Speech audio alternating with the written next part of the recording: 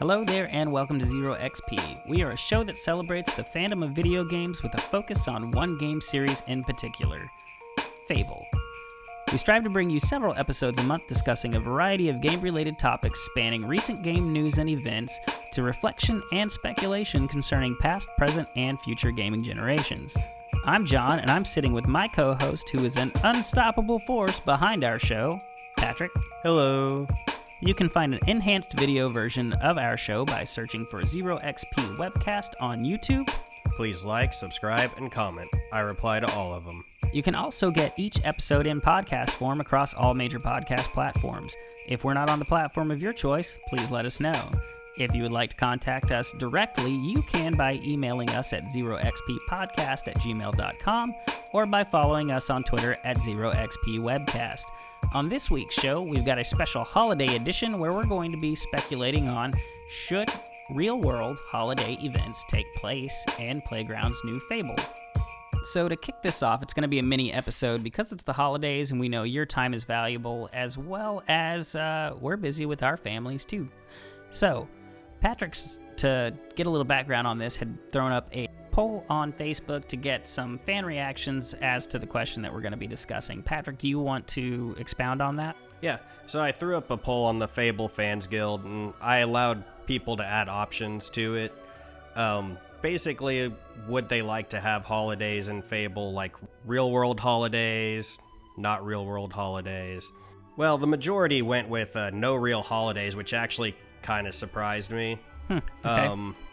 Quite a few people wanted Christmas and then a blend of original and fake holidays, like original to the Fable universe. Okay. Midwinter, and this one just recently got added that I thought was funny was a Black Friday at all shops and stalls. Ew. But that could be funny. It could be funny, especially if the town gets overrun with like just NPCs, or maybe NPCs from come all over the map, maybe. Yeah, from like the smaller towns just randomly show up that day trying to buy things. That would be funny. Maybe there's like a fight at town square or something that breaks out over something just stupid. I mean, I think if they did that, there'd have to be a specific story, but I definitely think you could get some dialogue in there about the disgruntled, employees of the stalls and shops along the way. Yeah, so I thought that'd be good. And one I threw up that I'm the only one that voted for was Boxing Day. Why specifically Boxing Day? Well, I mean, it's a Canadian holiday, if you're not familiar with it, but people really love fist fighting. So, I mean, I guess it wouldn't necessarily need to be Boxing Day, but if they did add fist fighting or allowed it in the next game, I thought it'd be kind of cool to run an event around. So, like a twist on actual boxing? Yeah. Okay. So let's back up just a little bit and kind of, I guess, run through these different things. Where do you stand on the real-world holidays? Do you want them? Are you against them? Are you indifferent? I wouldn't mind a few, even if you rebranded them a little bit. But I guess for me, one of them would be some form of Boxing Day, assuming there's fist fighting. Right. Just me, but they can put it in for me. Christmas and Halloween, and I think I'd be good. Okay. And then other than that, I'd like to see them make some original stuff that we can get excited about every year. And some of this also goes to, we don't know what kind of a multiplayer setup they're going to have. Yeah, we don't know what the map's going to be like. I mean, this is purely speculation because we don't have any actual information about the game. I guess some of the stuff could be, and we don't know how the game's set up at all, where, do these events only evolve around real world time or in-game time? And oh, that's a good point too. Yeah. So I would say that just based on some of the games that have come out this year, I'm going to use as an example, and then I'll also pull one from the past, which would be the most recent Assassin's Creed Valhalla now has a Yule festival, which was a real world, festival that, I mean, I don't know if it's still practiced in some ways, but it's definitely, I mean, it's the precursor for Christmas. Christmas was definitely a derivative of that, celebration, which it's just a limited series of events that you can do a few missions, and there's some games you can play, and once it's over, that'll be it. We also have to look at Animal Crossing, which is known for its seasonal changes, where you can get certain items and things like that. These things I don't think would be particularly hard regardless of how they set up the new Fable, because they are just little things that are optional that you can do. Yeah. And then I'm going to look at World of Warcraft, which I don't think you ever got into, did you, Patrick? No. So I did. I mean, in my, I'd say mid-20s, there was a couple of years where, I mean, I was not the most avid player, but I played consistently, I would say. Like, if there wasn't a new game out that I was playing, I was probably using that as filler in between. And they do their holiday event where you can buy snowballs to throw at people. And essentially it's Christmas, but they put their Warcraft spin on it. Yeah. I think that's another option.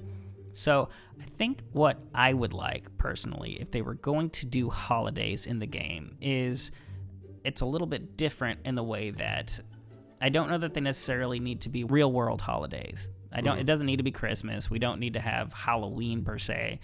But if they did, I wouldn't be upset about it. But what I'd actually like to see is something a little bit more akin to having multiple cultures, because Fable is known for having the different regions that have their own culture in each. Yep. So what would be really neat is, say, around, winter, you go to one town and they're celebrating the holiday one way.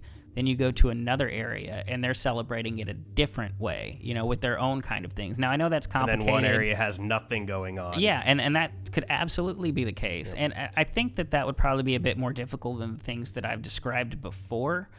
But if they could pull that off, and we're talking with better technology than there was when each of the game that I named previously was, developed, that would be outstanding. I think that would probably be the best case scenario, because it would be neat, because then you could get, I mean, realistically, depending on how far you were in the game, like maybe you weren't far enough to get to those other cultures and see how they were celebrating. But if you had unlocked most of the map at that point and were able to get to those places, then they could do, like, in-game events where you sent on a quest to go do this and bring this back, or something along those lines. That is the best case scenario for me. That is the way I would approach it if it was A, able to be done, and B, I had any kind of influence whatsoever on it. I think I'd like the idea where even if they're more influeed by real holidays, they're still kind of their own separate thing they can put their twist on. And that's exactly what I'm thinking. Yeah. Like, it would be neat to have, kind of a Hanukkah-esque or a Kwanzaa-esque and a Christmas-esque, or, however. Where you pop up, or you go over to your property or one of your properties. If you have multiple, maybe it just shows up at a random one, and there's presents from the studio, like new clothing items or something. Yeah, things like that. So, I think that would be a good way to be inclusive, and make it feel kind of special. Yeah. It'd be something that I don't think I have personally seen in any game. No. That doesn't mean it's not out there, but I haven't come across it, and it would definitely be unique. Yeah, because then there would be fun. Yeah, there would be real reasons to go to those different regions and take celebration in them. Obviously, it would also expand the amount of time that you could run that. If you ran it from early winter to after the holidays, that would give you time to experience everything. Yeah, I'm definitely not a big fan of one-day events. Right. Yeah, no, I'm not either. Then if someone's got a family thing and they work, and it's just like they just can't make it. Right. You don't get any of this stuff. Week-long events can be a little bit hard. Yeah. But if you could give all of those, that would give people time to get into it. And I think it would really make the game feel unique. Again, I don't know if that can be done. I just think that would be kind of a unique, fun way to do it. Yeah. There are times where Lionhead would drop off presents. Usually it was based on a DLC, but things are different, and it would be in the sanctuary. Like a Santa hat in one of they Fable did. 3? It was, I think they called it a Yule hat. Yeah. So there you go. Yeah. So definitely, there is the pedigree there from past Fable games to do something like that. But I think given the unique circumstance we're in now, where we have hardware that can run things a little bit more in depth, and the things that we've seen from other games, I think it would be kind of a cool thing to do personally. I think that's also with the assumption they're going to have in-game events, because we've speculated on that before, how it would be cool if some Old Kingdom ancient beast showed up in an area, and there were things that you had to do, and say if the community accumulated enough points and things like that, you take it out and get events. Well, and one thing I always thought was missing from Fable is, and I mean, this could just be a timed in-game event, but every so often maybe there's like a carnival in town, and you can take your family to that, because I think as far as the family aspect, there wasn't enough to do with them. Right. Yeah, it'd be kind of neat to say they had and there's scenarios that you could put in there. Maybe you take your kids to it, and there's little carnival games that you can play for that limited amount of time. Past Fable references. Yeah. And I mean, again, we don't know what the game's going to be, so this is or the time frame. Or a time frame. It'll be interesting to see how it all plays out. But specifically, we wanted to talk about the holidays because, this time of year is a very holiday-heavy span of a couple months for many of us. And it's just something that's kind of fun and unique to think about. Yeah. I mean, I think for the most part, fans would love these events. It gives you a reason to jump back into it. And doing, adding content like this, assumably for free, even just like little things along the way, helps build a relationship between fans and studio. Yeah, it's funny you mentioned that. And it fills the world. Ubisoft, whether you love them or hate them, I'm personally I really enjoy their games. Yeah. Criticisms aside, because there are many criticisms for them, I do enjoy their games. That are fair. I've been playing Assassin's Creed Valhalla, as I've mentioned before, and they're doing their Yule event, which is fun. You earn tokens that you can get special, Yule items for your settlement and for your character.